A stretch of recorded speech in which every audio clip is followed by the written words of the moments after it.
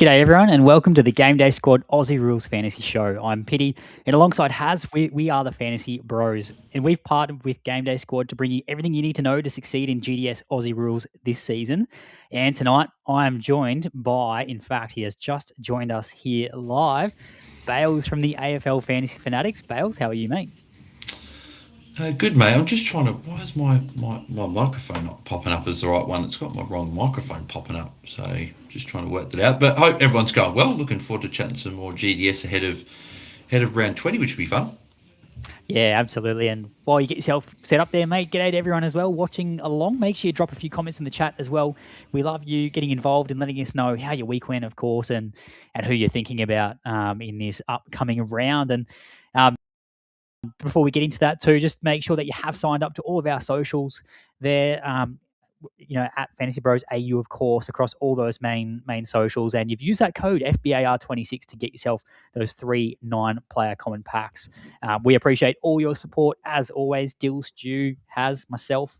And how you going, Bales? Have you got that there, mate? Yes, no, we're all set up. No, just I don't know why the computer wasn't letting me select it, but apparently Restream just likes a little refresh, so we're all set to go. Always the way, always the way.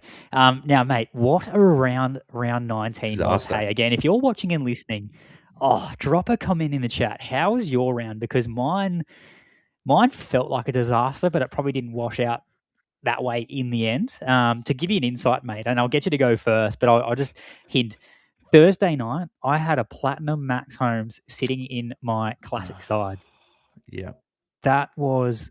I mean, you hate injuries, right? But also to some of the best players of the game. But when you've really loaded up on some salary and they're sitting in your main competition, and you know there's some big dogs to come later in the weekend, that was very, very difficult. I dodged Wilkie, thankfully, but that wasn't nice. So that's a little glimpse. But mate, how did you go in round 19 anyway? It wasn't a particularly good round. I think in Classic to come 20th for the week, I was pretty happy with that. Normally I'm not. Normally I want to be sort of getting into that top sort of 15, top 10 to get those good packs on week to week. But 20th in a week like this, I thought wasn't too bad. So moved up to 10th overall for the season for Classic. So still in the hunt for a prize card. So just got to have a good last sort of 5 weeks to hopefully sneak in.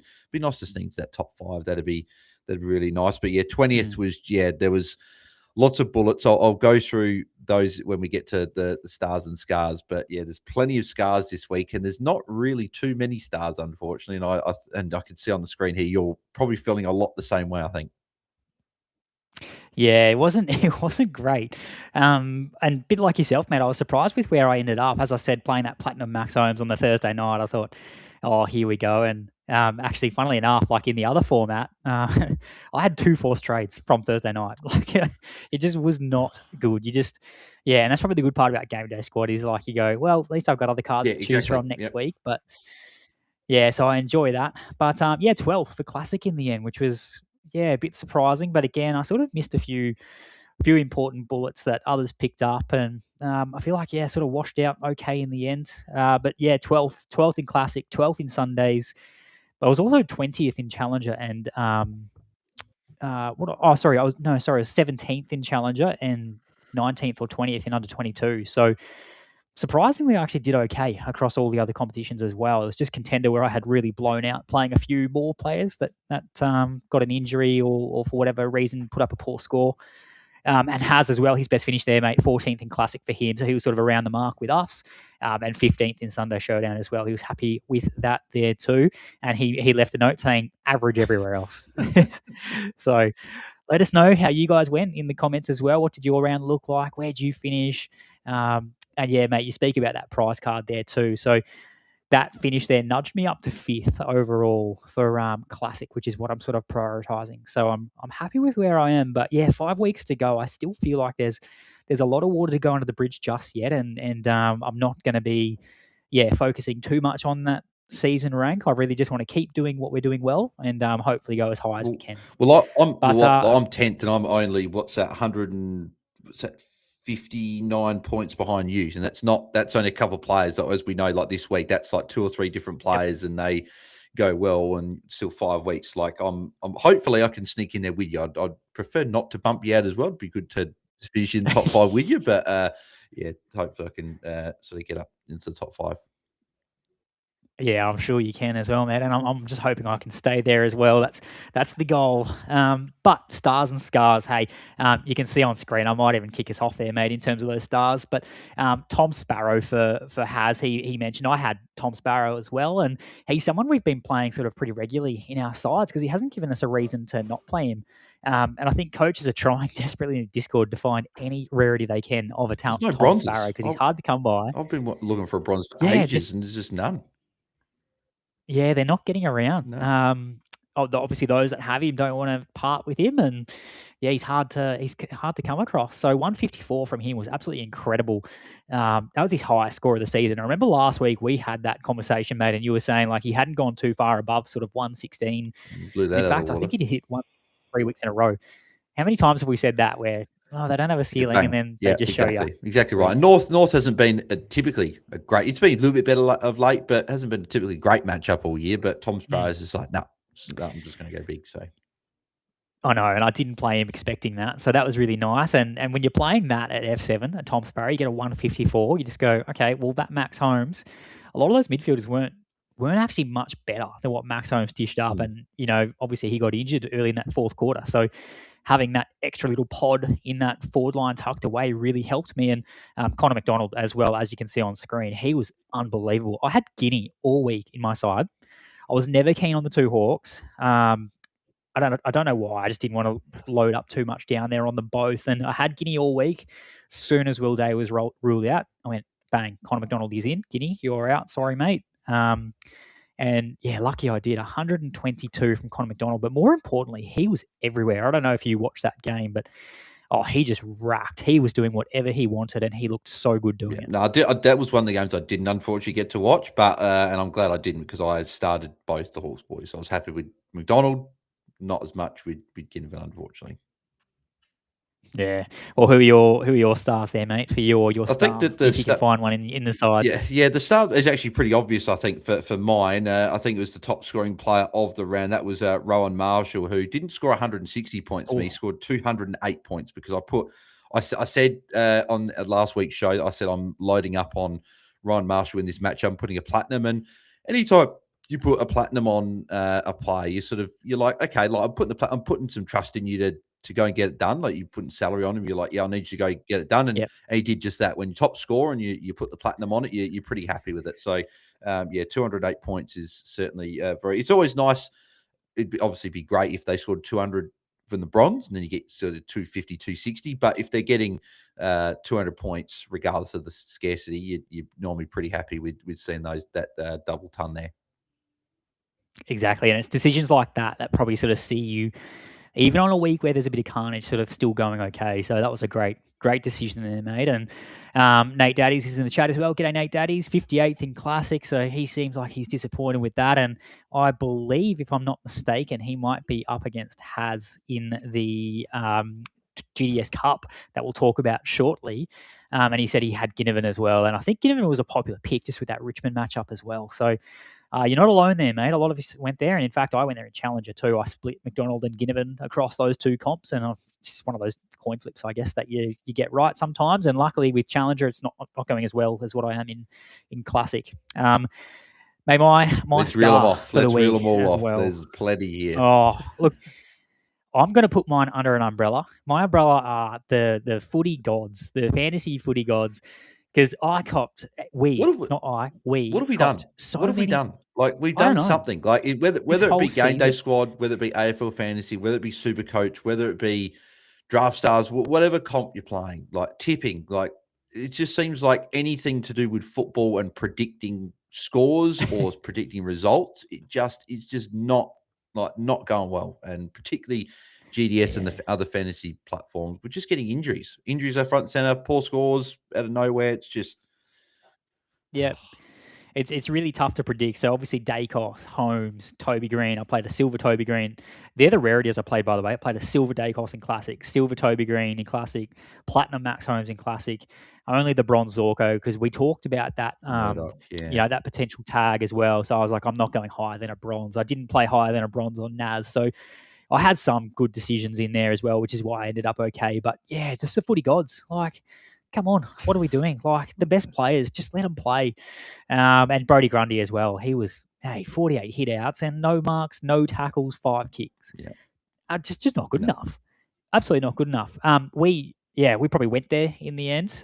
Brodie Grundy, we sort of saw Max Heath come in and we were like, oh, we'll go Brodie Grundy over a Max Heath. And we should have probably just, over a Max Gorn. We probably should have just left Gorn in because he went really well. I left it. So I sort of gained, 15, 20 points. So it wasn't too much more, but it was still a little bit, which is nice. Yeah, so hopefully Grundy can turn around this weekend and get a few more of those other stats and not just 48 hit outs because he looks so good in the ruck. He just didn't do much around the ground, unfortunately. Yeah, exactly. Would you want me to reel off mine? Got plenty of scars this week. Alrighty, so I got the trio of Essendon, of Giants player premiums or so-called premiums there in Lockie Whitfield, Lockie Ash, and Finn Callaghan. All like when you put a platinum on all three, trying to attack that matchup against the Bombers, and they not Giants. Like what you can't predict. They're the ones you can't predict, right? They beat Brisbane, they go beat Freo, but then they can't beat Essendon. And nothing against Essendon. Yeah, it's just when you're looking at two teams this year, Giants should be winning by a fair margin, and that was not the case. So all three of them, I think they all three of them tonned up. But when you got a platinum on them, and you don't want just a ton, you want your 120 plus, 130 plus to hit that. That's why I put Ryan Marshall as my star, because good matchup. They lost, even though St Kilda lost, but he still got it done. He played it amazing. So Josh Dacos, I went the bronze with him, I think, because of the Carlton matchup, but still not a great score from him. Dane Zorko. Always try and fade guys that are going to get any sort of attention just because they're not going to put the ceiling score up, and that's what we look for in GDS, but I still played him for some unknown reason. Toby Green, obviously injured. Ginnivan, injured. Like that, and that's just sort of a few, right? There were other guys that didn't put a big score up that I'd sort of left off the list and didn't worry about putting as the scar, but they're just some of the insights into it's a round of what could have been, like just 50-50 calls of instead of going Josh Dacos and a Dane Zorko, we talked about Jake Bowie last week and how North Melbourne were giving up points. Like Bowie puts up a good score. I think John Noble against the Dogs, so I thought it's a great matchup. I'm just worried about the leg. I don't think I played him from memory, and he put up a good score. So it's just one of the few of the decisions, which is just unfortunate. Yeah.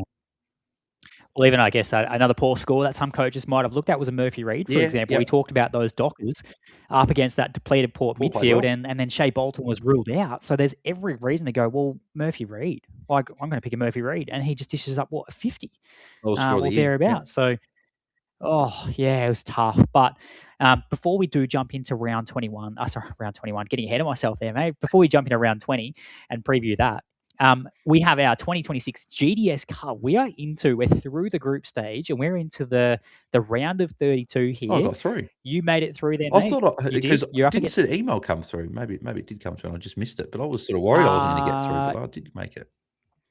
I don't think the email's come through just yet. It's been posted in Discord, and the email will be coming out shortly, I imagine. But yeah, so you're there up against Soft Tissues, it looks like, and you're on the other side of the bracket to myself and Haz. I think you're up against some of the sword play boys over there. Yep, yeah, and I see so Janeth there as well, Roscoe. Yeah, that should be good fun over there. Some good coaches too. Yeah, and then as you can see there too. So yeah, Haz and I both got a win in the cup in our last matchup in that group stage. So both finished sort of top of our comp there, which is really good. We were happy with that. I played Heavy Hills and got the win, and Has played What Is a Blinder as well, and he got a win there too. So we're through that round of 32, and as you can see, I'm up against Fizzles this week, and then Nate Daddies. I know Nate Daddies is in the chat. He's up against Has. So Nate Daddies, I'll get a screenshot of his classic team there for you because he always sends it through, and I'm going to flick it through to you, and you can just do with that what you will. All right. And in fact, speak of the devil, he must have heard me, I reckon. He's in the chat there. G'day, Haz. Jumping on for my favourite listen on the way home from footy. Thanks, Bales, for doing more shows than me this season. That's all good, mate. Anyone around the fantasy community knows that I love jumping on for a chat, mate. So always happy to help out yourself, mate, and jump on. Yeah. Well, mate, when you get home, jump on. You're always welcome. You know that. Anyhow, let's have a look. Round 20. We have our fixtures, our primetime fixtures. We've got the Crows, your boys, up against the Pies. Are you going to that? 100%, mate. You know me, mate. I'm always going I go to every Crows home game when it's not too bad conditions, but I've been every game this year. That's a huge game, that one. So looking forward to that cracker. one. Looking forward to seeing How Isaac do you? Rankin against Collingwood, obviously after Mm, all the drama last year and everything. That big hopefully yeah. can have a good game tomorrow night. He's in such good form too, isn't he? And he's like is he the number one mid at the moment? Yes, in terms of CBAs, or is it No, still still Dawson? he's last few weeks he's been him and Dawson have been the main two, and then it's been like Berry. It's been a pretty tight rotation actually. Those three, Dawson, Rankin, Berry, and then you've got Peatling as well. Pretty tight midfield four, and then you have like sprinkling of Saligo and maybe Rochelle for one or two. Yeah. Well, it's going to be a great game. I can't wait. And then we have, obviously, on the Friday night, Melbourne, so the D's up against the Cats at the MCG. Yeah, very good game. D's are in great form as well, and Cats need a win. So I think that one could be one that goes down to the wire. And I'm excited to tune in for that one. And we've obviously got the derby over there in the West. The Dockers up against the Eagles there too. And there's always a bit of heat in those contests. So we'll see how they go, and we'll see if the Eagles can match it with the Dockers. We saw what Port did to Adelaide in these derbies. These interstate battles are always tight, regardless of where they are on the ladder. So I don't expect Freo to lose this one, but just saying, I didn't expect the Crows to lose that game against Port. But so let's see. Yeah. Well, even West Coast last week, they sort of got the jump on Brisbane too. They're starting to become more competitive to the eye as well. So I think I'm liking what I'm seeing from them. So I think, they'll bring the heat. It's just whether they can sort of match the class of the Dockers in the end. Saturday slate, we've got the Blues up against the Suns, Hawks up against the Bombers, Giants up against the Swans there, that battle of the bridge. And then we've obviously got the Bulldogs up against the Tigers there on the Saturday night. And then FantasyBros Sunday Showdown, the first round of our playoffs. So again, just to clarify, if you are one of those coaches who are through, and again, now that one is the one that hasn't been confirmed just yet. Nothing's been posted in the Discord. No email's been sent out. They're looking at what those final standings are, because I think there was an issue with that round earlier in the year where they didn't get to count. And guess who won that round? Guess who won that round? That was me. So I'm waiting to see if I'm getting into the FantasyBros Sunday Showdown, because I feel a bit bloody stiff if the 1 week that I actually won FantasyBros Sunday Showdown and I don't get through because there was a bug. So I'm hoping, fingers crossed, that I can get through. But fingers crossed. And so we've got to wait and see, because I think that whole round gets like wiped out. So whatever score you're on, for example, like you've got to take that away potentially. So in terms of that, it's not quite final yet. I should be through, I believe. Oh, actually, I am through, but I should be in the top 8 seed, so I should have a bye this week. And so then the other coaches will battle it out, which is going to be really exciting to hopefully win $5,000, which is incredible. And if you don't end up getting through, Bales, remember there's a consolation cup, so you can still win $250. There's always something to play for on GameDay Squad. But the games you can be looking to pick players from, we've got the Lions, our boys here, up against the Power. That's going to be, I can't wait to tune in for that one. Loving watching the Lions players. They're coming towards, a very strong back half of the season and building towards finals. And then we've obviously got the Kangaroos up against the Saints. So you sort of feel a couple of fantasy relevant games in that one, which is good. I just think the AFL, they've missed a big trick here. Like that.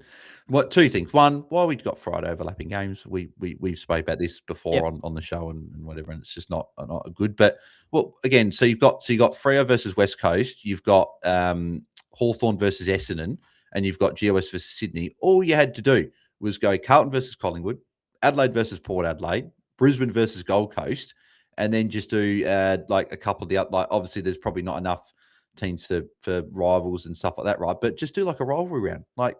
Come on, surely. Like, be cool, wouldn't it? Yeah. Well, it's not that simple, is it? No, it's not. No, it's not. Not fixturing. All right. Let's have a look, mate. Our defenders for round 20. As I said, big round. There's lots of things to play for, and I feel like I'm losing motivation with a few of the other fantasy platforms I'm playing. I'm really defeated, and it's just funny because I'm so pumped for this weekend because there's just so much going on. Before we jump into the options on screen and those pods, mate, let's look at those plug and plays, right? Because there's a couple of things we just need to talk about first. The first one is that Josh Dacos, I believe today that he's in doubt for this Adelaide game, or there is a cloud over his name in terms of whether he'll get up for the game or not. That's probably the first thing I'll raise. I think he'll play. I think he'll play. Like he finished out the game last week. I think that because it said injured at the start of the game, like a couple minutes in, I thought, here we go, here's another injury. But he came on, finished the game, and whatever. So I think it's such a big game. I think it's such a big game. He'll get a jab I think I can't see him not playing, but yes, obviously, yeah, he's got a test pre-game. We'll see if he plays. I think it was serious enough off a short break. They would have ruled him out straight up. I don't know if they'd say oh, we'll give him to last minute. Big game, short break. He didn't train, but it's not too surprising on a short break that some of these players rest some sessions throughout the week to get them through. We know that all players at this time of year. Yeah, particularly this time of the year. And we're actually probably not super keen on that matchup for a Josh Dacos. I'm fading in GameDay Squad anyway, so it's probably a good thing I have to worry about. Yeah, so before this news came out, like we had him there as one to probably avoid for us. So it's just interesting that came out today. I saw. So just keep your eye on that in terms of a Josh Dacos and a Dane Zorko as well. Obviously, he had that issue with his hammies when he had Milan Murdoch chasing him around all night. Should be right to go. I think that's what the club had sort of said was he should be fine to face Port Adelaide. It's probably one just to keep an eye on. And I put the asterisk next to him because of that. I feel like he'll play, but I'm not. I don't know. He rested. That's where I'm leaning at the moment, but I'm not sure. I just think that they're going to manage him through to get him through the finals, and he'll probably be playing most of the games in the finals, right? And playing like good game time. I just think that they're going to manage him over these last 5 weeks, particularly if they're like you expect Brisbane at home. I know Port were competitive against for our last week. You expect Brisbane to get a job done quite convincingly at the Gabba. So you'd expect them to be up. Hopefully. So you expect Zorko to probably rest a little bit that last quarter, which is probably why I'm probably not. And it's not the best matchup to chase either. Like knowing that if he does get managed, like we talked about the Bombers a few weeks ago where he came back, where it's like, oh, if he gets arrested towards the end, like could he rack up do on enough on in those 3 quarters and chip around the back? Yeah. Yeah. So it's one that, geez, it scares me this week because, I could go either way, but I feel like to me, I've probably got some other players I'm looking to play ahead of him at this point in time, and I'd be more comfortable just watching than having him in my squad. So probably for Sunday, maybe look to play him on Sundays, for example. We know we've got his All-Star card in our collection from 2025, so maybe Sundays. But yeah, probably not one for standard just for me this week, although it scares me. And we've got Corey Blackledge in the chat. I'm not even going to highlight that comment because I think you've had a look at my contender team later on that I'm going to show. So we won't talk about him just yet.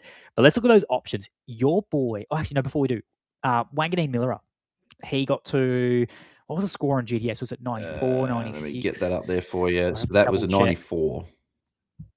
Yeah, 94 against the Cats. Now, he was tagged by Oisin Mullen, and he got a goal in that last quarter to sort of bump that up, and he really did his best to get into the game or back into the game late in the game. So I think for me this week, up against North Melbourne, he should cop the tag from probably a Finn O'Sullivan, you would imagine. I think that Foss tried to go with Cozzy last week, but he was no match. Yeah. I watched one centre bounce and he slipped over and Cozzy ran away, kicked a goal, and just was so much more dynamic than a Finn O'Sullivan. So I think someone will go to Wanganeen Miller this week against North Melbourne. We've seen it enough to expect that.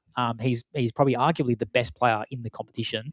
I just feel like if he puts up a 94 in Geelong against Mullen, then I'm probably not too concerned about this tag under the lid against North Melbourne. Yeah, I'm the same. I agree. I think that Mullen, fine. It was as hard a take as you can get, right? Like 4 seconds to go in the last quarter, he tackled Nasir in the forward line, and it just didn't let him go all game, right? So, I think that Foster's still a good tagger as well, but I think that Naz is a different type of player to other guys that Foster's been able to shut down. So I think Naz can have that speed to be able to get those kick-ins, get the ball around the ground. Be nice if Nasir probably. I think I saw a good clip. It's not as fancy run, but it's still relevant in a way, right? I saw David King talk about this on First Crack on Sunday, saying that Naz at stoppages does just sort of stand still, doesn't really sort of run through the contest to try and break these tags too much around stoppage. He does it around the ground, but if he can do that around stoppages and maybe try and get some open space, and can clear it out for him. Maybe we can see some extra touches in stoppages, even with a tag, and that would hopefully increase his scoring, hopefully. So just to watch to see, but I'm still pretty comfortable playing him. Yeah, so am I. So what about your boy then? Now, Arnie Booger asked this in the chat last week, and we said probably not to a Wayne Miller last week against Sydney. Not against Sydney, yeah, but... and then career high. I'm pretty sure it's a career... I think Jordan... That is career high. In a pod, that's a career high score, 152, if you don't mind. So... I think he's a plug and play for the next 3 weeks, and you could argue for the rest of the year, right? He's got a great fixture coming up. Collingwood this week, then into Essendon, then Richmond. That's a you Doesn't get can't better. really add Bulldogs and Saints in there, and it's the best 5-week run you can get for defenders. So yeah, for me, I think he's comfortably locked in there, and he's another one with like Tom Sparrow, just no bronzes at all on the market. So I've got to put a little bit of extra salary on him, but I think if you're putting salary on someone with a good matchup, I think it's always a good idea. So yeah, he's certainly in my side this week. Yeah, exactly. And earlier in the season, just to flag that too, he had 132 in that earlier matchup. And the big thing, I guess, with the Wayne Miller too, like you look at those good matchups against the Pies and Bombers and Tigers to come in the coming weeks, they're giving up points to opposition designated kickers. Well, Rory Laird is out, and last week, like everything seemed to go through Wayne back there in the back line, and at home this week against a good matchup. Particularly when I've got a few concerns over like a Josh Dacos and maybe a Dane Zorko, and I'm going, well, who's going to round out my back line? I feel pretty confident with a Wayne Miller at the moment. Yeah, and Mark Keane's out as well, so that's like a few extra kick-ins that Mark Keane took a lot of kick-ins, so you think Miller takes a little bit of a bump there as well. And I think is Hall Kahan in under 22 still? Is he available in? Oh, I actually don't know that question. I'll have to have a look. Because is he even in the game? Is he even in the game? Because I know obviously mid-season draftee. I'm not sure if he's in the game or not. I think so. No, I didn't think so. So I'll have to double check that. But so Hall Kahan and Mark Keane, they both took the second most kick-ins last week, equal second most kick-ins for your boys. They had 2 apiece, and it was Wayne Miller who had the most, 5 out of the possible 11 kick-ins. So if you've got he's a Mark the guy Keane, back there, I think Miller when he's around. Yeah, wow, that's going to be pretty solid then. So I'm pretty happy with him in my back line. And then before we move on to the other options, you can see we've got a couple of Hawks there. One I'm probably more keen on than the other. And then a Cal Wilkie as well. And obviously TCB in the chat has thrown in Mr. Consistent Mills needs a bit of love. And he's someone I thought about too. He's been pretty consistent this season. Or actually not this season, probably more recently, I think. 4 last 5 have been pretty good. I just want to get your thoughts. I want to get your thoughts on Mills because he's getting it done. He's going along really nicely. We know he's so good as a midfielder when he's scoring. We put him in, but as a defender, he's good. But it's like his ceiling's capped. Like I think 126 was his. Was that his highest? Yeah, that was his highest score of the year. He had another score of 125 in round 8, but there he's only 2 scores over 120. And while that's good, like right, he's turned up in. I'm just having a look. So he's turned up in GDS in 2, 4, 5, 5 games in a row, and 6 of his last 7. Right, so which is good. I don't think he's got that ceiling like I think some of these other guys do to get that 130, 140. Which maybe you're looking for just a 110. Maybe you just want a 110. You want a solid guy at your D6. Maybe there's you got 5 guys you like, and you want 1 or 2 guys you're solid in. This might be the week for that too, by the way. Like if we're not sure on a Dane Zorko or an Archie Roberts, for example, with that Hawthorn matchup, you could be looking at him. But if you're not convinced on that, Nick Newman, he doesn't have a great matchup too technically, but he is the main guy back there for the Blues. If you've got some question marks on guys and you want to lock in someone who has been consistent, it is probably a Callum Mills. But I have to share the same thoughts around a Callum Mills in terms of that ceiling. And I know we said this last week about Wayne, and he goes and puts up a 150. But they've got Nick Blakey back there as well. He can hit some pretty big scores at times. Riley Bice seems to find a bit of the footy. And his last 3 against the Giants, it's also that matchup I'm just not loving. I know we've said it's good at times. I probably said I liked it or I didn't mind it last week for an Archie. It's not the best, but I liked it. His last 3 against the Giants, 84, 111, and 91. This would be a finals type game as well. Both teams need to win. Be very heated. So it's just not one I have. It's not sort of my natural inclination is to go towards Callum Mills this week, but I do love the chat because he has been consistent and he does need some love. So yeah, shout out to Callum Mills there. I know a few coaches will be looking at picking him this week. Yeah, 100% agree. All right. So Jarman Impey, talk to me about a Jarman Impey. Is this real? I put him in my back line to start the week, and I went, what is my back line looking like? Take him out. He's worked his way back in. Because it does feel a tiny bit like chasing points last week because he put up that massive ceiling score. And I'll just double check, to what I had written down there for him. 165, which is massive. So he had 26 kicks out of 34 disposals. He had 11 marks, obviously kicked a goal, pretty good time on ground. To me, why it doesn't feel like chasing points is for 2 reasons. One, they're coming up against the Bombers, which are a positive matchup. And I think I'm probably not reading too much into what the Giants did last week. I think Corey Blackledge put it in the chat before. He said that they poo-pooed the bed, and I think that's probably what it comes down to. And I think that the Hawks at the MCG is a bit of a different story, and they're also a team that's building in this back half of the season. So I think for me the matchup is good, and also the factor is the fact Carl Amon is not in the side. So you've got one really key ball user not in there. So to me, I think an Impy up against the Bombers is someone we have to seriously consider.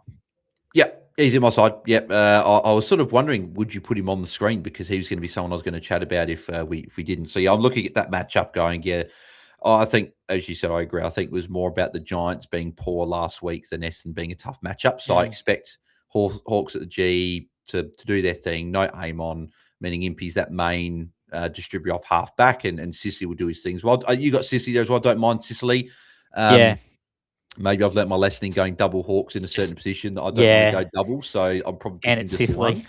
And I think he can do some things, can't he? Where you just shake your head and go, "What are you doing?" It's like I just feel like that whichever one I go, it's going to be the wrong one. I could see Sicily at like quarter time being on like 55, 60 GDS points and having like 10 touches with like 8 marks with just some chip. But I think I'm just backing in Impy there. But I have thought about both. But yeah, I think I'm just going. Well, Sicily last week in the first quarter, he had 43 GDS points in that first quarter last week, and then sort of just finished on 116. He sort of went missing here and there. He did that against the Suns a few weeks ago as well when they played down in Launceston. And I thought when Carl Amon was ruled out, I think for that one, I just remember that there was, I think, was Impy out for that as well. Impy and Amon, I think they were both out. Yes, and I was like, he should go really well, even though it's not a great matchup. And he really struggled in that one. That was 73 he scored in that one. So 68, 77, 73. Like there's just some scores in there where, they're not ideal. And his last two against the Bombers, 107 and 40. And that 40, he had 94% time on ground. So he can just do some funny things. I'm pretty sure Guelphy went to him in that game, if I'm not mistaken. It's like a defensive forward. Or someone went to him, I'm pretty sure. Yeah, and so I think for me, I like a Jarman Impey this week. But what about a Cal Wilkie? It wasn't the best game for him last week. We did mention that he could get some attention, and I don't think it was Jack Henry that went to him in the end. It was Jay Polkinghorn who came in and just played such a good game. Like there was one contest where he just muscled him out of the way completely. Yeah, I was thinking about that as well. Like you don't see Cal Wilkie get beaten one-on-one very often, and the first gamer comes in and look bloody good. I don't know if I've seen a key forward come in first game and look quite that impressive. Probably, and I know being biased, right, but probably Riley Thilthorpe when you think, didn't Riley Thilthorpe kick 5 on debut or something, or in his second game? So it was like sort of reminiscent a little bit of that. Like he sort of came in and looked great, like 2 goals, 3 I think he's kicked. He could have had a massive day. So yeah, Cal Wilkie against North. I guess the worry with Wilkie week to week is that like he's gone so long scoring really well, but he doesn't have the traditional score build of a defender that we like to pick in GDS, right? Is that we like your Ashes, your Whitfields, your Wanganeen Millers, your Millerers, your Impies, like guys like this that we're all picking this week, halfbacks that rack up, that they get the ball. Accumulate. They're not typically guys that normally get tagged. Obviously, Naz, agreed. Whitfield sometimes as well, like Zorko. But like Wilkie just being that sort of more, he's focused more on defense. He's not focused on scoring points to getting the ball, right? Whereas he has just had these calls where he's racked up. And I just feel that a team's just going to look at that blueprint of what Geelong did, what even Freo did earlier in the year. And I'm surprised that more teams haven't done it this year to St Kilda, but just like put a defensive forward on him. So like, does someone like I'm not sure exactly who North would exactly put on him, right? So maybe that he's probably fine this week, but does someone try and stand next to him and just try and shut him out of the game, because it's his intercepting ability and his defensive sort of accountability has always been very, very good. And even though his defensive accountability won't change, it's just that all that free ball that he usually gets may not be there as much. But who knows? Maybe that's just overthinking. Maybe it's just a one bad game and you're sort of thinking, here it is, and he just goes bang again this week. So I think he's still a good option. He's currently not there for me at the moment, but interesting. Yeah, he's one of a few that I'm tossing up for that last spot for me. Yeah, well, I think the thing I like about him is when Sinclair has gone out, he's had scores of 164, 119, 142. That one last week, that was his lowest score for the season. So it was Geelong. Correct, and there was a reason why he scored that too. It wasn't as if it was a good matchup and he put up a poor score like some players do. And the Roos, actually Wilkie himself, he's the 7th highest averaging defender. So for me, when I'm not picking a couple of really big dogs, I don't want to have too many of these guys I haven't typically picked a lot of rounding out my back line. I really want to have a few that I've picked before that have the ceiling still. They're pretty good players. They're typically going to be popular amongst the base. And I feel like Wilkie's that sort of person for me. And North have actually been allowing the fourth most GDS points to defenders over the past 5 weeks, funnily enough. So it's surprising. It was a red matchup earlier in the year, but now it's gotten a little bit better. It has changed, yeah. So Bowie 123, Rivers 117, Jacobs 168, Redmond 142. There's some big scores, and yes, they're not the typical defender that Cal Wilkie is, but I don't think those teams play the way that the Saints do either. So if the Saints can get some uncontested game going, and this might not happen till maybe that third quarter, potentially the fourth, who knows? But it could mean one of those really good scores from a Cal Wilkie again. And I think the ball should be down there enough as well with a North Melbourne too. It's not as if they're playing a Bombers, so to speak, where the Bombers just locked in that forward half, or the ball's locked in that forward half. So, yeah, I don't mind you've convinced me. I'm putting him in. I like what you're saying. Well, because I had a few guys in the side that were already I was 50-50 on, but I think what you're saying, he's gonna. The other thing as well, I'm looking at even leaderboards, right? He's going to be highly selected because obviously he's one of the top averaging defenders. So it's pretty crazy. Just on defense, it's pretty crazy when you look at the defenders and you look at like your top averaging defenders, and there's so many of them we can't pick because they're injured. Yes, I'm looking at Sinclair sitting there, Bailey Dale sitting there. I'm just trying to think of some others. Like Connor Rosey hasn't played for ages. It's just there's so many of those guys we would have probably penciled in as like a top six. Like Rory Laird's another one. Like guys at top 6 or 7 defender week to week, and we can't pick them because they're injured. Yeah, and it makes it really tough. So this week is going to be very, very interesting. And it's probably why I do lean towards a Cal Wilkie, because I just don't want to play too many. And Corey Blackledge just mentioned there too, that was the D's in Tassie, that Sicily game where, Impey and Amon were out and Sicily put up that poor score. So the D's in Tassie, that was right. And so before we mention all those points of difference, because there's one I'm actually really keen on that Hazard's probably not as hot on, but he still recognises it could be a good pick. What about an Archie Roberts? I didn't get to watch the GWS game. I had him last week in one of my squads instead of a Cal Wilkie, so I was happy with that decision. But did he look good, like out of that back line there? The score seemed to sort of tick along slowly that first quarter. He was on 8 GDS points, and then he just exploded in the second quarter, went quiet for a period, had another good scoring patch. So I'm not sort of confident seeing that scoring build, but I didn't get to watch the game. Yeah, I watched most of this game, and he was okay. He didn't sort of set the world on fire like he did in some of those games early. But after quarter time, he was much better, much more involved. They were looking to get him involved in the game, and I'm looking at the matchup. And like when I'm looking at obviously putting in these guys in my side in defence, I'm looking at the guys that got the ceiling right, and Archie Roberts has got as big a ceiling as anyone in defence when they're chipping around. And I'm looking at the matchup against Hawthorn, and I think Hawthorn if you look at on the season, they're a fairly neutral-ish matchup. They're not typically amazing, right? But last 5 weeks, I think they're pretty nice. Well, it still says here, I don't know what it's got on your thing. It's still saying they're a slightly not a great matchup, but we've seen some good scores against Hawthorn. So maybe they're just giving up like 1 or 2 good scores. Maybe because they played Richmond, they didn't give up many points there. But like I'm looking at like the week before in the wet, like Nick Newman had a pretty decent game there. I think the week before that against Melbourne, how did Bowie go? No, so there's no good scores there. But Melbourne haven't typically been a high scoring defensive matchup where their defenders score. But I'm trying to look back. It must have been a little bit a while ago. I remember the Dogs played, and it was Bailey Dale had a pretty good game against Hawthorn. That might have been a fair while ago, actually. But even the Gold Coast game in round 15, like Joel Jeffrey had a really good game there. Mac Andrew had a big day as well. John Noble and Bodie Yulin got involved. So I still feel like there is points to be had against Hawthorn in this matchup. So I think that even though the numbers probably don't suggest it, looking at that there, I just feel like Hawthorn have given up some more points. I think they're giving up more points to mids. But I don't know. I still think Roberts can get it done. So I'm happy to go there in a week where defensive options I think are lacking just a little bit. Yeah, that's fair. So that makes it interesting. Then I'll have to think about that a bit more as well, trying to see if I can squeeze him in because he's another one you could be looking at. And Jake Bower, you mentioned too, he's someone you could be looking at this week as well.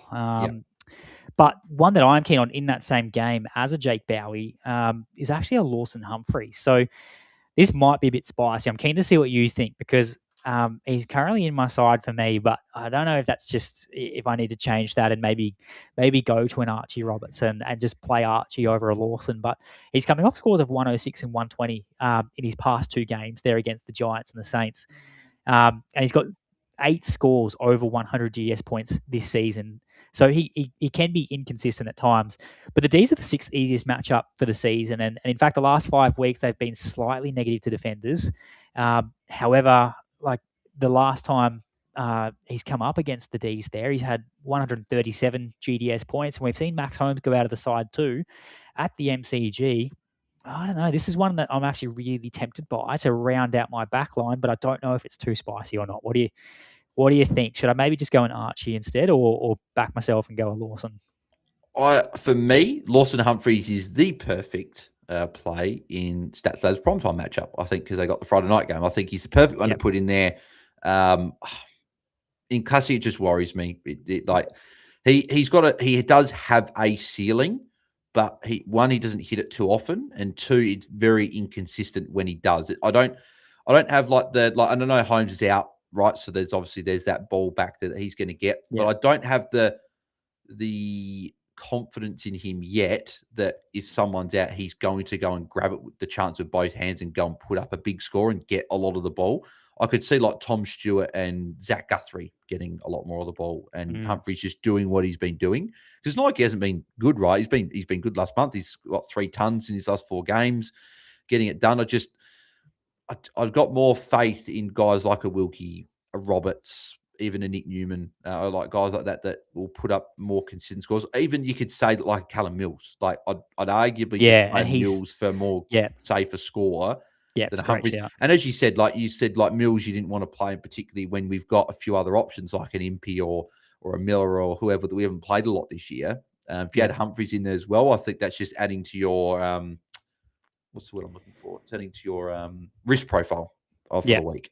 Oh, that's a nice little term there. My risk. Yeah, I had it in my head. I've heard it a few times on a pod, and and I was just like, this is a good one to add it in. So because it was already, and that's why I looked at my backline and I went, it just didn't feel right. It didn't look right, but he's one that I have been really interested in. So maybe I do play it a bit safe because as Nate Daddy says, exactly. With everything on the line at the moment, that is a very good call. So maybe I will play it a little bit safer there. Caleb Daniel, I can't watch him run around in my I know we've got him. I can't watch him run around. That's hilarious. I can't. Like the matchups there, we've seen ceiling scores from him: 163 against the Bombers, 178 against the Tigers. He's now up against the Saints, who they're slightly positive, actually, funnily enough. But they're the other 3rd easiest for the season. And there have been some big scores. And round 20 last year, he had 134 GDS points. So this is someone who does have the ceiling. But yeah, like if you wanted to, I think you could. This is the week to play him. But I can't watch him run around out there and just know I got him in my squad. I've said this for a while that it baffles me. I'm not even a North Melbourne fan, and I know people might say, "Oh, you're only fancy numbers," right? I just don't understand why Caleb Daniel's there over a Colby McKercher, right? Colby went back, didn't he? Yeah, no, I was just about to say that as well, right? But not every player that is drafted as a midfielder has to turn out as a midfielder. They don't have to, right? You look at Shees was drafted as a small forward. Then he played halfback, and then he went to the midfield, and look how good he is as an inside mid, absolute gun. But like you look at guys like your Nick Blakey's of the world, like guys like that they've got the pace, they've got the line break ability that they don't need to go into the midfield. But okay, you can chuck them in for a CBA or 2 here or there, but they just keep them there. So like Colby McKercher was the one I was actually going to say, right, is that in the second half last week, he had 22 disposals. And I'm just trying to sort of tally up exactly what that scored meant. So I think he had 42 points in the last quarter in GDS, and then he had a 35. So what are we looking at? Like 77 point. Is that right? Is that the maths right? 45? Yes. 77 point. About a 70 odd point half in GDS. So if you want a real pod, especially under 22 player watching, you got Jed Bustling there as a pick as well, which I don't mind in the matchup, but obviously Colby as well. I think Colby's probably one you would play most weeks in under 22s anyway. Yeah, he would be plug and play there for sure. He's someone that, especially in that the FantasyBros Sunday Showdown, I think you could take a punt there. If you want to go real spicy in your classic or contender side and put a Colby in there in a good matchup, I'd rather do that. But we just don't know what North are doing. It's just been changing every single week. I know Corey's a North fan there as well, so he summarised it quite nicely there too on screen in terms of that. Parker being the one you'd probably want to pick in your back line, but he's not a defender in GDS, and Daniel should have been dropped weeks ago. Hardeman, McKercher, their run off halfback is much better, and I think that's one you could look at given the matchup. We have to flag it. Clark has just been stubborn. I think at the end of the day, he's like, I want Daniel there, and I don't want Colby there. It's just like, mate, best thing for the team is put Caleb Daniel, because Caleb Daniel's kicking's not bad when, like, especially going inside 50. So put him at half forward as like a delivery inside 50, and put Colby at half back. It's a pretty simple shift, but anyway, I digress. Yeah. Well, look, we'll move on to our mids. We talked about Jacos being a bit of an avoid potentially for us. Obviously, his 94 last week against the Blues isn't ideal. Crows are the 5th hardest matchup for defenders to score against. They've been really, really restrictive, and it'll be a really hot game over there. It's not one I'm loving this week, not unfortunately. with the injury flag as well. No, exactly right. The thing I will say, if he's potentially out or not 100% fit, Jeremy Howe is out. Could Dan Houston potentially be a little sneaky option? Jeremy Howe come back in? Not sure if he is. I'll have to. Jeremy Howe did come back in. I thought he would. Yeah, so he came back in for Sam Swadling, so he'll slide back into defence. So if Jacobs is out though, that would be Dan Houston, possibly a bit of a play, but possibly, still not a great matchup. Said, Yep. Nick Newman. There's lots of players you could be looking at this week. But we'll move on. The mids might even be a bit quicker too. I feel like the defenders were where a lot of the decisions were. I feel like the mids been, I don't know, I found them a bit easier this week to sort of pick. I agree. Same. Yep. Plug and plays, Dacos, Dawson, Bont, Smith. I think we're all sort of going there. 3 options. Washi, probably arguably the best form player in the competition, or one of them. How good is he for fantasy? Like I don't have him in other formats, so I can't enjoy watching him as much, but he's an absolute pig when it comes to scoring points. He absolutely loves it. Yeah, and like just in terms of those mids as well, like Port Adelaide, they're actually a really good matchup recently for those opposition mids. So 6th best matchup this season, and the number 1 best matchup in the past 3 weeks. We had Zach Butters has obviously gone out of that side, and Horn Francis, he was out with that suspension last week. Should be back this week. I'm not sure how much that actually changes that matchup difficulty for them, but we saw Sarong, Brayshaw, Johnson. They all scored quite well against them. 124, 110, 108. Garcia and Windhager had 121 and 115. We know that Brad Hill and Mason Wood went big in that game as well. And then Sheasel and LDU, 179 and 128. So there's been some good scores there to multiple midfielders from the opposition team. So to me, it sort of positions Will Ashcroft to be another good pick again when he's just in absolutely incredible form. He's had scores of 129, 169, 141, 155, 176. They're his last 5 games. He's arguably one of those players that could go into the plug and play section. So back at the Gabba, I think I'm locking him in my side again. And Lockie Neal is also someone I'm seriously considering. Yeah, no, it's. I feel like the M7 spot for me this week is the trickier spot, because I think I've got Dacos, Baz, Dawson, Merritt, Ashcroft, and Bont as the 6 that I'm pretty happy with. It's just that last spot that there's just probably 4 names on like any 4 of these guys could actually go quite well. But Dacos, Dawson, Bont, Baz, I think you're locking them in. And I think I'd argue that Will Ashcroft's almost a plug and play, I think, at this point, because he's just... Harry and I spoke about that, but I said we're not adding anyone else in, mate, because every time we do, they don't go too well and they let us down. So we're not going to touch it. We'll just leave it. No, and that's we'll just fair enough. Keep doing don't want to mess with something's going well. So Ashcroft for me is in, and I think that he's just been impressive. But I like the Brisbane. As you're a Brisbane man, obviously, and I think Brisbane are starting to really heat up. They've obviously been great since the bye. When, as I think Josh Dunkley said, even a couple of times since the bye, they had a lot of sort of honest conversations and sort of deep conversations about what they're going to do back part of the year, because they were sort of a bit sluggish throughout that middle section. Pretty much really when Will Ashcroft was actually poor. That was really when Brisbane were poor. So it's almost like when Ashcroft's going well, getting the ball, that's when Brisbane are up and about. So he's in. But you could, as I said, make an argument that Lockie Neal, you could plug and play as well. If you want to go, it's weird saying he's a pod, but Josh Dunkley could be a bit of a pod as well, because you look at his average for the season, he's only averaging 102.3, but you look at his last 4 games, he's gone 148, 131, 86, 150. So the 86 obviously wasn't great, but that was against Essendon in a low stoppage game. But it's wet. They've got some pretty good matchups to end the year. Josh Dunkley, just someone that I don't think we can forget from that Brisbane mids, but you can't have all. I don't think you can have all 3, right? It's just it's too hard. Like you see like one go, but then again, they all went well on the weekend. So could you Yeah, go they all can three? do. Obviously, Josh Dunkley builds his score through some good tackles too, and I think against Port Adelaide at the Gabba, their tackle should be there. So, And he got I marks on the weekend as well against West Coast. Got yeah, 10 marks, which is good he's to see. I looking think that was better. I think that was a season high for him. Yeah, I think Yeah, his next high, fun enough, was actually at the start of this stretch when he took 8 marks in round 16 after the bye. yeah. So He's building, which is nice, and as are the team too. So he's definitely a point of difference if you want to go a Brisbane mid, but go somebody else. I think it could be either of those three. In terms of Lachie Neale, he's had 124 and 155 in his last two against the Power. He hasn't dropped below 100 in his last 6 games, and he's got scores of 116, 173, and 104 in his last 3. I'm genuinely considering both an Ashcroft and a Neale in my midfield this week. Somebody else I'm considering too is exactly who Cause has dropped in the chat there. Ed Richards, he's someone I'm liking as well up against the Tigers. I think that he could be one that in that matchup does really well. The only flag for an Ed Richards is that last week he had that ankle concern up against the Suns there on the coast. He came off. Again, I didn't get my eyes on this game, unfortunately, or at this point when this happened, so I don't exactly know what happened, but he spent a bit of time off the ground. He only ended up with 74% time on ground to get that 88, which is not bad at all. And funnily enough, the Tigers, well, actually not funnily enough, it's probably pretty obvious, they're his fourth favourite matchup for his career. He's had scores of 110 and 156 in his last 2, so I really like it. It's just he should be fit. He should be right, I think. I haven't heard too much else around the Dogs about how he's going. yeah, I haven't heard anything either.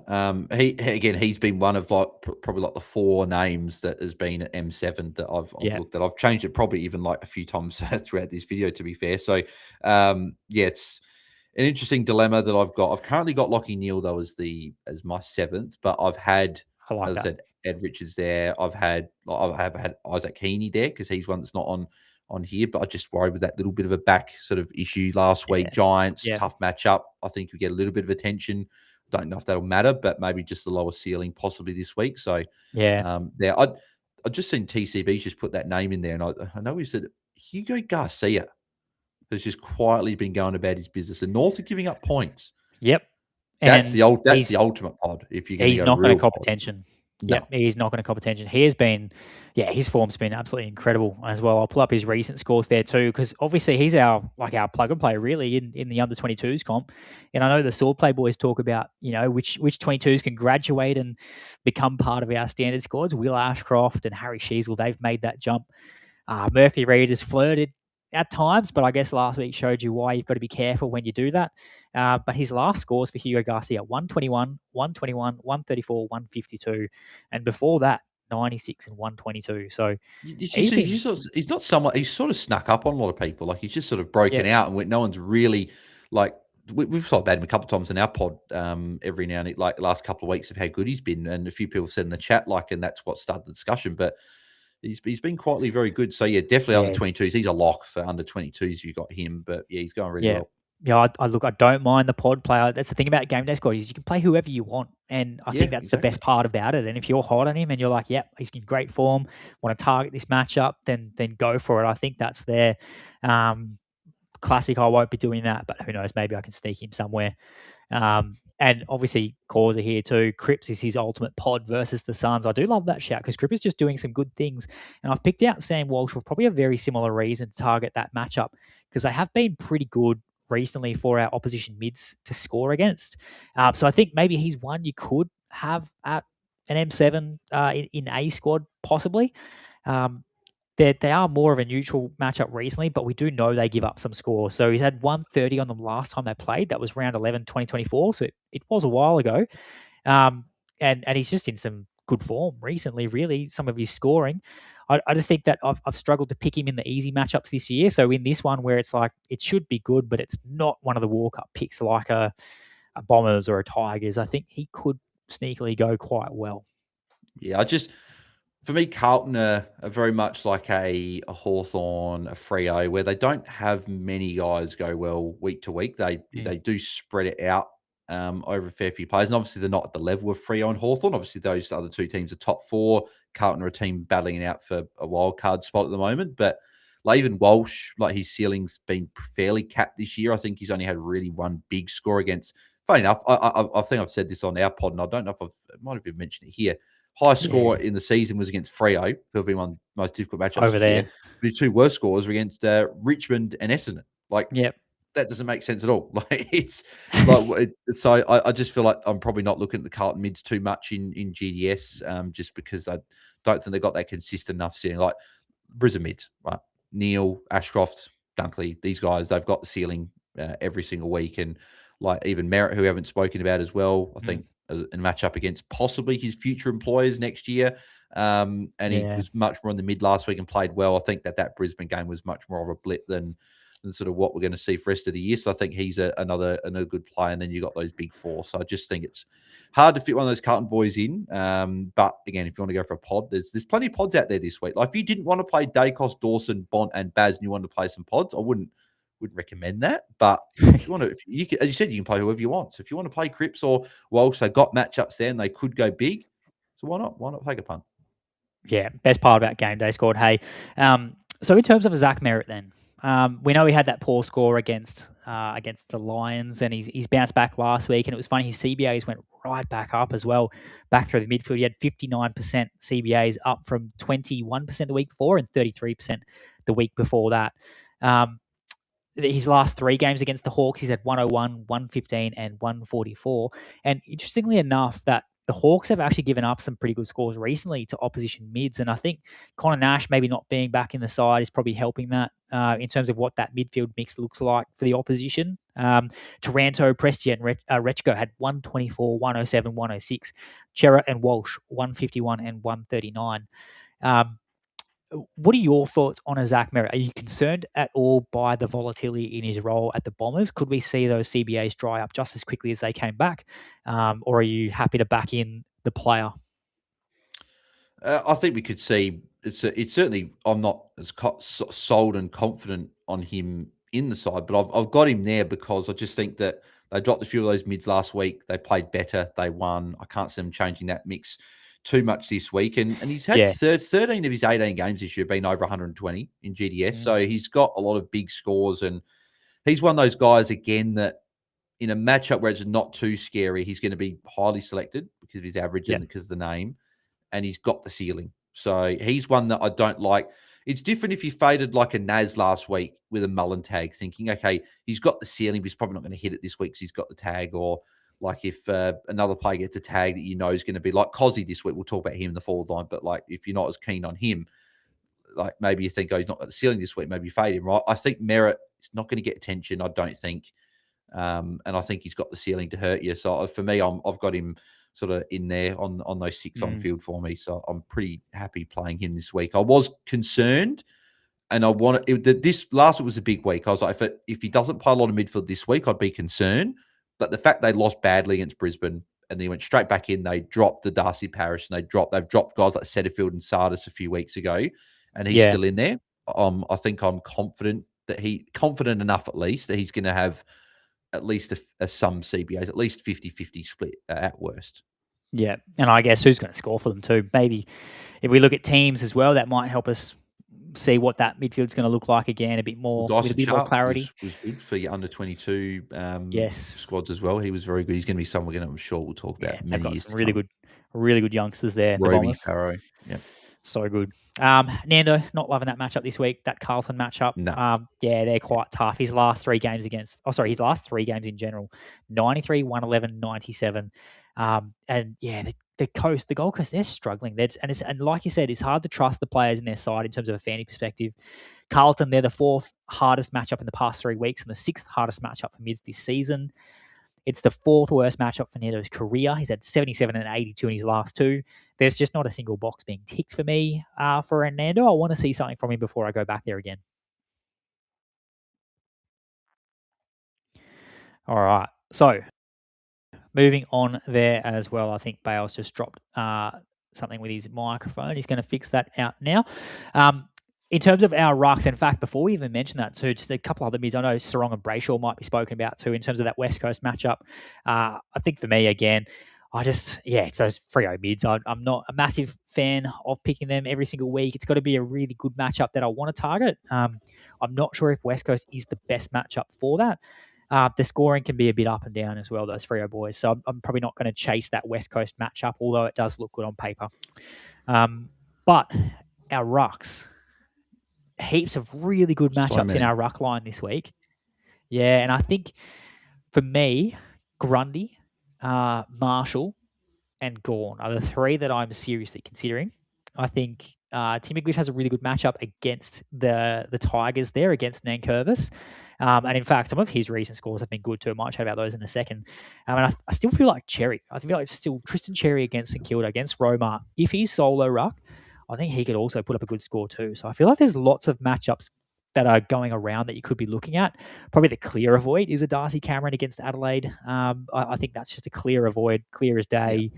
And you've got to look at others.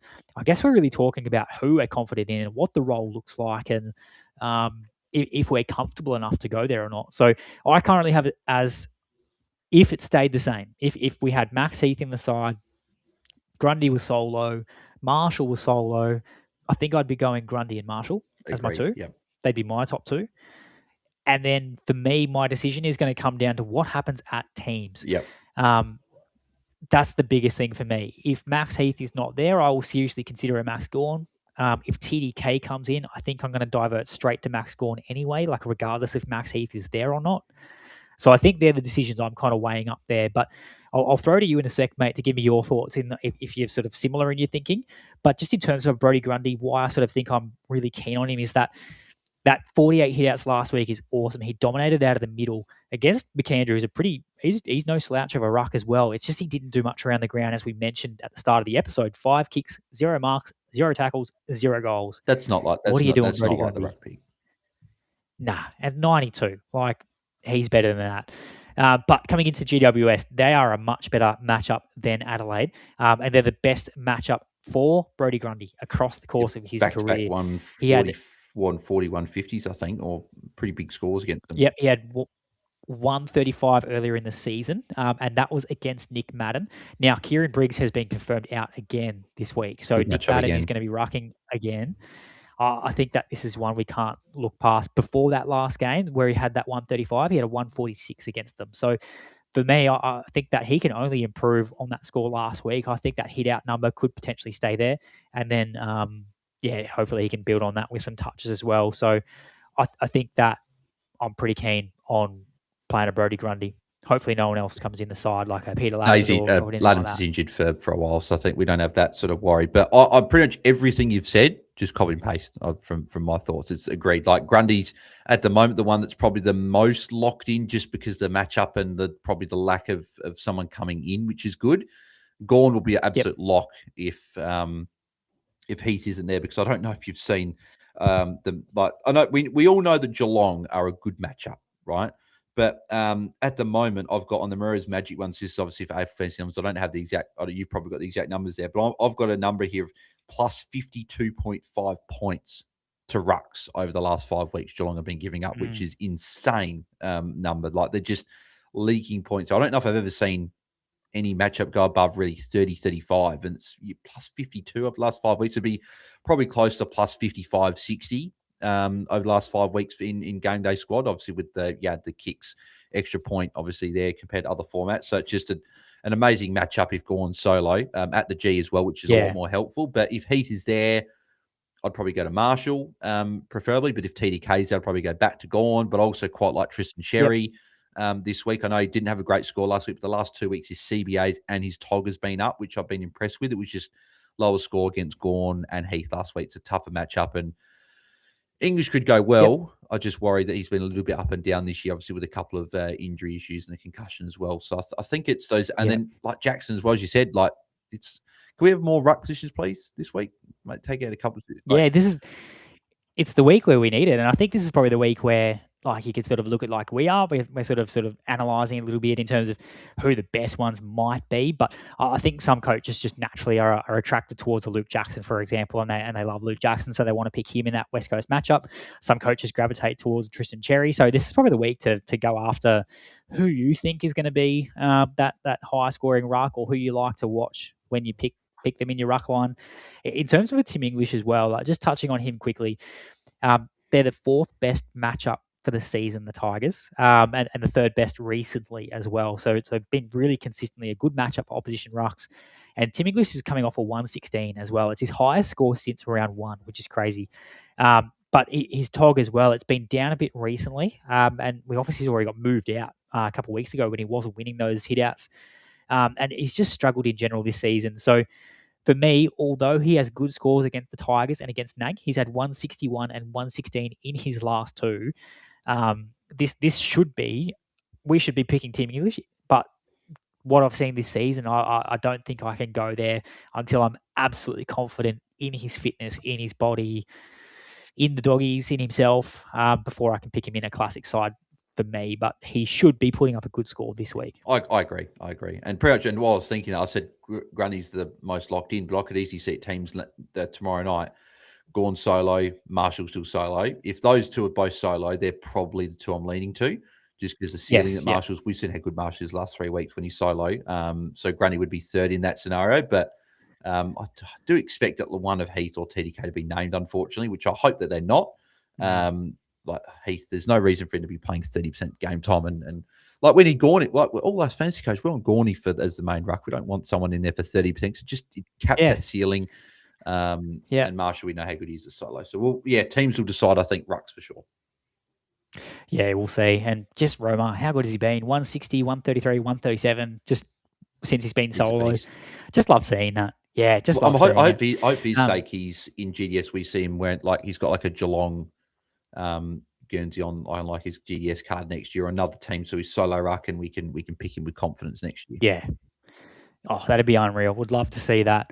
In terms of our forwards, right, let's round it out here, mate. In terms of this last line we're going to look at, Harry Sheasel, we're obviously locking him in. And now, Cozzy Pickett, he had a great score last week, even though he did cop that tag from a Finn O'Sullivan. But as I said, he broke that so easily, and he's just so dynamic. So we mentioned last week there's been a couple taggers where he's been able to break it, and there's been a couple taggers where they've gotten the best of him. So it's going to be interesting to see that, because we're contradicting ourselves once more, saying he's a plug and play, but then we're keen to avoid him this week. But I guess last week probably shows why you can just put him in and play him with confidence. But I think for me, that O'Sheen Mullen, I'm genuinely afraid of. I'm very that tag. Very afraid this could be a bad score. So, well, my thinking as well is I didn't play him last week, and it didn't really cost me too much. And I think that I'd almost kind of be silly to put him in this week for a worse matchup, or for a potential worse tag to come. So I think that I'm probably just not going to go there myself. And yeah, O'Sheen Mullen, as I said, 94 for Naz. I think that I have more faith in Naz being able to get to a good score than I do a Cozzy Pickett. Yes. So I'm just not going to play a Cozzy Pickett personally, and I think that coaches could look to avoid. And we'll see how it goes at the end of the week. It is a very scary fade, though. Like, I remember I was just like, when the game started last week, I was going, oh, this is going to be the hardest watch. Like, can this game end? Can this end really quick? Because I wasn't playing him. He's a difficult watch when you don't pick him in your side. I love Cozzy, right? So even if I don't pick him, I still like watching him. The amount of times I yell Cozzy at the TV just when he gets the ball out in space. So Mullen's actually such a good matchup for him. Like, he's got the pace. He's a very similar size to Cozzy. He's going to follow him around.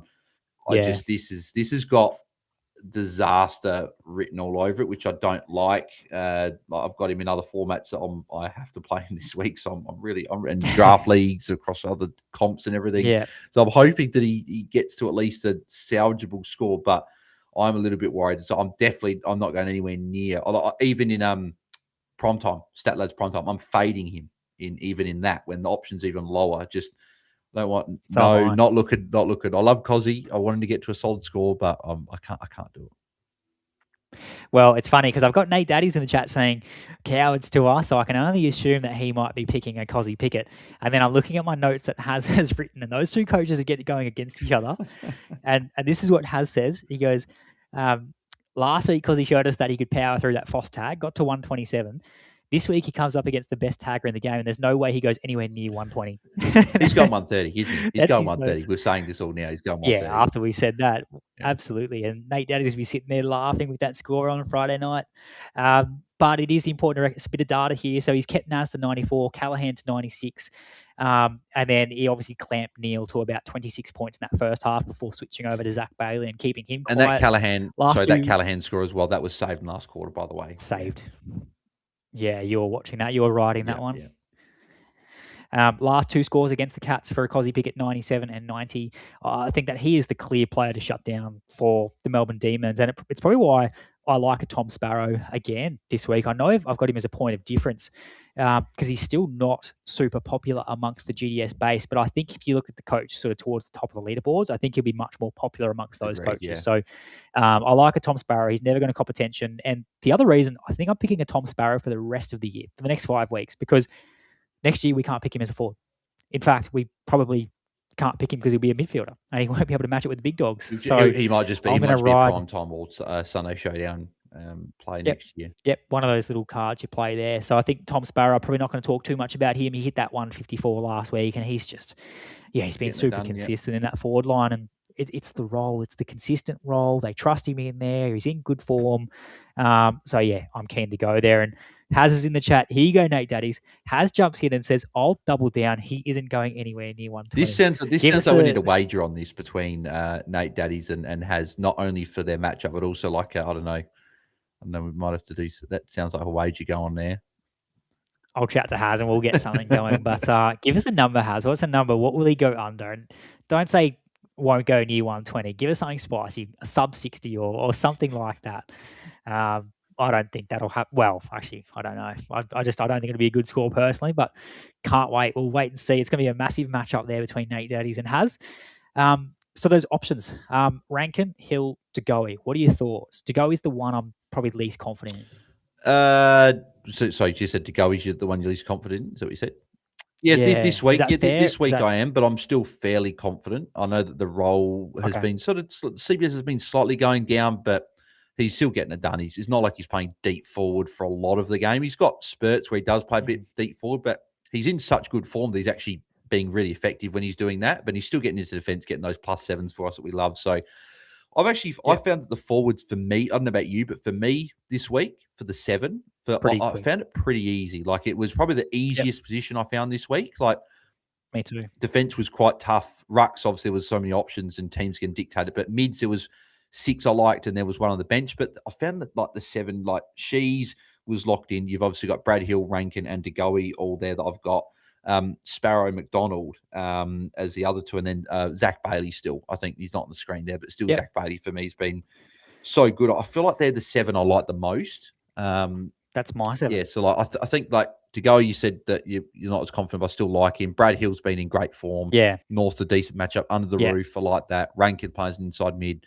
I like that. McDonald, same reason. Collingwood's a good matchup. Last week, what we said. And then Sparrow is probably the pod that shouldn't be a pod because of how good he is. But I think he's a pod because people don't want to play.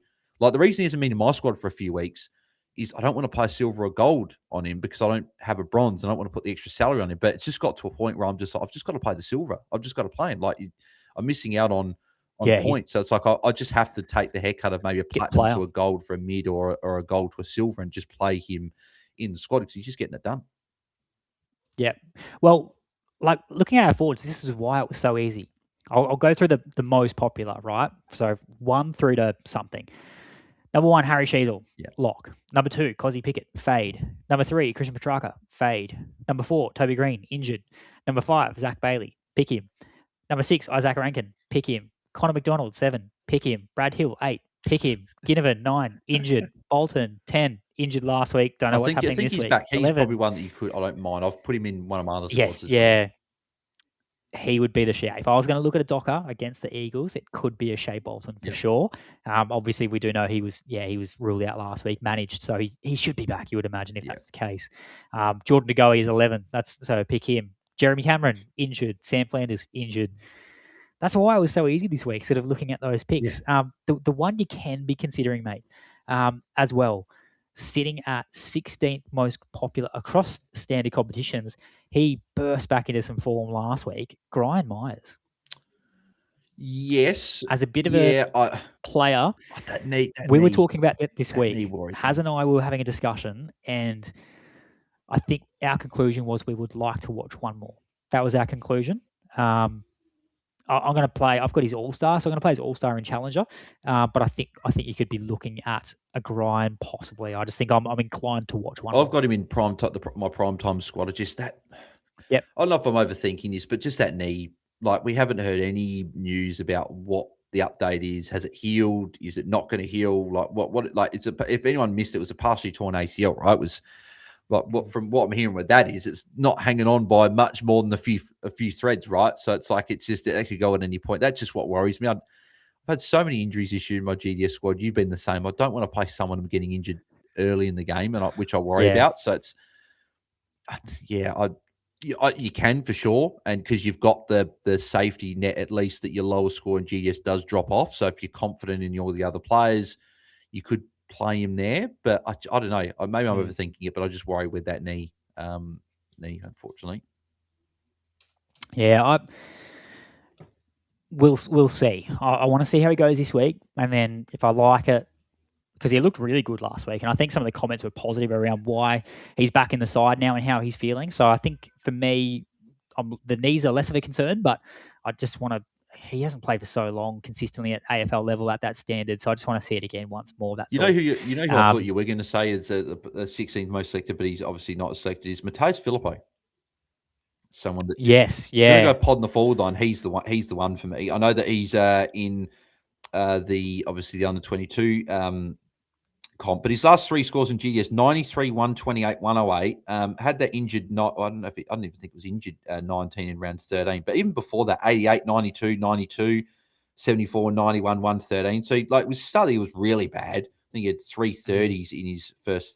230s in his first three games. But that's all has been okay. It's been the last three though with that midfield time that's been good, and I like those ones that Corey's mentioned there as well. Like, would you be shocked if Nick Watson kicked 6 and had 20 touches and scored a 130, and Mitch Lewis in the same matchup could kick a bag, and Darcy Wilson again is talking about Filippo. Same game. Darcy Wilson.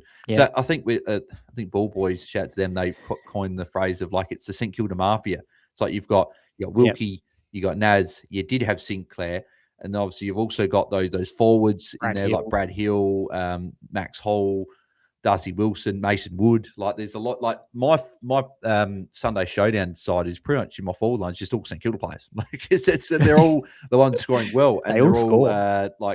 Like decent players. So it's like Yeah, that's it. And I think another one there I have in my contender team that we haven't mentioned who plays for St Kilda is Max Hall. So he's one that I'm going to be putting in there for probably the same reasons you mentioned, like a Filippo and a Darcy Wilson there on screen. So, yeah, I do like that. Michael Cossey has, for under 22s, what about Polkinghorne? Definitely an option. For me, I've just got so many other forwards ahead of him in 22s that I'm looking at, like Reed, Sheasel, Wilson, Filippo, Watson, Sanders, a Logan Morris I like, a Cooper Harvey I like. I've just got a lot ahead, and it was his first game last week. I'd be keen to watch, but I definitely don't mind it. I think you can definitely go there, play the cards you've got, and he's like, again, it should be another good matchup too. So I think you can. I've just got a lot of other forwards that I have ahead of him. Yeah, I agree. And now, mate, let's keep moving through. We'll wrap up so you can get off nice and quick as well. In terms of our teams, they're on screen, as you can see. Basically, all players we have spoken about so far this episode. So, Ash, Witt, they're going to be both there for us. Wang, Wilkie, both have Wayne Miller. Now, this is where, again, has got a few other players he's not playing. So, he's got a Jarman Impey in other comps, but he's got an Archie Roberts and a Jake Bowie. He wants a piece of them. Midfield's pretty stock standard with what we've spoken about there. Playing a Zach Merritt, for example, a Sam Walsh. I'm going to try and get a Lockie Neal somewhere else too. And I do like an Ed Richards as well. I think he'll be quite good. I just want to keep an eye on what that ankle looks like.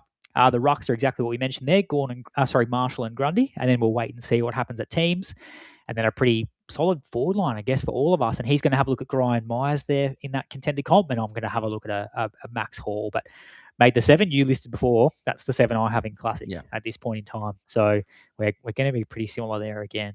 And as you can see, no Cozzy Pickett for either of us, and Haz has got a number that is under 75. That's not just spicy. That's like you go to Nando's and you get the extra spicy sauce, the extra hot one. So under 75, it's a low line. I'm sort of hoping Cozzy at least gets to a 75 because that'd be pretty bad if he does and be disastrous. But Yeah, You would think so. But I did tell Haz to give It us a is really scary. spicy number. Yeah, it is a scary tag, that one. So Yeah, absolutely. Well, I'm excited to see what happens. It's a good matchup there between those two. And speaking of matchups, BroDown ShowDown has got the win in round 19, so he brings the score back to 9 to me, 6 to him. So yeah, Miller with that 152 was the massive one that really hurt me. Cal Wilkie struggled. I got the win in the midfield, Warner over Goulden, and then he took out the win in the pod and the forward with Garcia and Hill. And we spoke about Garcia, and he's one that maybe I could chuck into my contender team as well, because I'm not going as well there, so I don't have as much to lose. So maybe I could look at a Hugo Garcia to round out that midfield. But we had, I'll pull it up now as well. Actually, I don't need to. I'll just pull up the pack. We had Mian. He was the only coach to back Haz last week and get that correct. So he is going to get. I reckon I backed Haz as well. So I reckon I should be getting a spin on the win. Oh, actually, you did too. I'm joking. No. We'll give it to Mian because he tuned in. I was on the show, so I got a bit of insight. Oh yeah. You want to give that on the show? So. Yeah. No, we'll give Mian the one. So yeah. Let Mian take it. Yeah. You did. I think you did. Back Haz, but anyway, I did, but I'm on the show though. We've got to give back to listeners, right? So I was like, we'll give it to Mian there. It was the only one that backed Haz in there. Yeah, exactly. Well, let's just see what we pack here first, mate, because you never know what you're going to uncover under the cards. Now, which row or column we're going to give to Mian? So what is it? So how does it work? So you give one row to Mian, and then what happens with the rest? Haz is going to get the rest because he won the showdown. Ooh, I'm going to go smack bang down the middle. So middle row, I reckon. I'm going to go row or column. Row. So go from your left to right there. So yeah, I'd see what we've got here. All right, a couple silvers and a gold. Silver Burke from Essendon, silver Fogarty from Carlton, and a gold Mark O'Connor. Sorry, Mian, that is not a great row there for you. All right, let's have a look here. Oh, there was a Platt there as well. Platt, Sammy Durham as well. That's a solid one. Oh, gold Sanders. Riley Sanders. Mian, sorry. You know what? Oh. Come on, Haz. A gold. Oh, that's right. Oh no! I should have just said. I should just said middle row. And a gold Judd McVie. That's actually that's probably the one of the better packs that I've seen open when I've been here. Even a gold Liam Duggan. Now, come on, Haz, drop a couple names in the chat. A couple of those cards. Surely you can palm a couple off to Mian. So Mian, you've got that middle row. I feel bad for picking. I reckon that middle row was the worst. Yeah, it was the worst three cards of the pack. So I feel bad for Mian. Come on, Haz, drop a name or two. Who can Mian take? Let's see if we can get him something else. He can take those middle three, Mian, and then we'll see what Haz wants to drop in the chat there for you too. So I'll put that back on him. Now, let's round out our episode as well. As I said, massive round here for round 20. Here we go. Our BroDown ShowDown as well for round 20. Another big week coming up. Just going a standard edition here. So it's going to be for Haz, Impey, Merritt, Grundy, and Hill versus my Millerer, Ashcroft, Marshall, and Rankin. So have a think about that there, Bale. See who you think. And everyone in the chat, get your comment in now. Is it going to be Haz? Is he going to claw it back to 7-9? Or am I just going to win the whole competition, the whole season, and go 10-6? Because once I get to 10, I win. And there you go. How about that? Haz just mentioned in the chat there too. Mian, out of that pack, have whatever cards you want. So, mate, they're in my account. Swing me a... It feels bad now. So thanks, Haz. Appreciate that. He's a good bloke. People talk smack about him, but Haz, you are a good bloke there, mate. So Mian, hit me up in the Discord. Send me a message. I've got those cards, and I'm happy to flick them across to you. Now, there's an asterisk next to Rowan Marshall because I do reserve the right. If TDK is named, I'm going to go to whichever other ruck I want. Now, apparently that's not in the rules, Haz said, but I make the rules, so I'm going to do what I want. So who are we going? We've got a few comments in the chat. Arnie Booger said has it. And Corey Blackledge, he also thinks the same there. Causa, Haz will get the win. Michael Koss is on my side. Who are you liking there, Bales? I am sitting on the fence. I think it's going to be 2-2, and I think it's going to come down to whoever scores the highest this week of any individual player. Gosh, that's going to be a tough week. I feel like last week was low scoring, and I feel like this week could be a high scoring week. This is like Impey versus Miller is tough. They've both got great matchups. Ashcroft versus Merritt is tough, I think, as well. Grundy versus Marshall. Obviously, if Marshall solo, whichever ruck you go. Yeah, toss a coin there. And then Hill versus Rankin is really tough, right? So I think it's going to be whoever gets the biggest score. So I'm going to sit on the fence here and let the listeners decide, because I'm pretty stumped here. It's a good one. Where it's going to go. It is a good one. Get Very your good one. get your comments in the chat. And as I said, like me on there, you guys have some really handy cards. But make sure you've signed up all our socials, Fantasy Bros AU. Use that code FBAR26, and it's all coming up on GameDay Squad. The cup's kicking off this week in terms of the round of 32. The FantasyBros Sunday Showdown playoffs is starting. We've got so much happening. Bales, it's been a pleasure as always, mate. And we'll can't wait to see how we go across the weekend. And good luck to yourself. Thanks, mate. Always glad to jump on and chat some GS with you, mate. So thanks for having me on, and good luck everyone in round 20, and obviously for all those in the GDS Cup, good luck to everyone. Exactly right. Good luck, viewers and listeners. Have a great night. Yeah. Bye.